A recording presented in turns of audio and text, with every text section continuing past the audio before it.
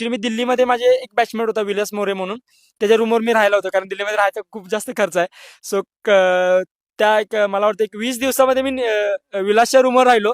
आणि गंमत म्हणजे खूप जास्त थंडी असते. इतकी भयंकर दिल्लीला थंडी असते की पाण्यात हात घालायची पण परिस्थिती खूप अवघड असते. सो त्या रूममध्ये मला ऍक्च्युली त्या मुलांनी 20 दिवस मी होतो ना, तर ऍक्च्युली मी जेवलेलं माझं स्वतःचं ताट पण नाही धुऊ दिलं. म्हणजे सुमित स्वामी म्हणा किंवा तेजस वगैरे होतं, विलास वगैरे होते, त्यांनी मला स्वतःच ताट पण त्यांनीच धुतलं का आजारी वगैरे पडला तर काय करायचं म्हणून.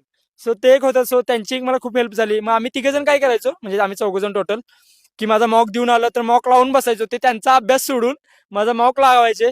भाई साल्या तू इथं असं बोललास बघ, असं बोलायला नाही पाहिजे होतास. हा हे खूप जरा चांगलं बोललास. मी काय करायचं की काही वेळा असं बोलताना असं पुढे वाकून बसायचं खुर्चीमध्ये. मग ते मॉक मध्ये दिसून यायचं ना व्हिडिओ रेकॉर्डिंग असल्यामुळे. मग ते मला सांगायचे की असं बसू नकोस. मी बोलताना सारखं सर सर सर म्हणायचो. सो ते मला सांगायचे सारखं सारखं सर म्हणू नकोस, ते कसलं ते घाण दिसतंय बघायला. सो मग ते असं होतं की मग ते काय आहे ना, आपल्या चुका आपल्याला समजत नाही.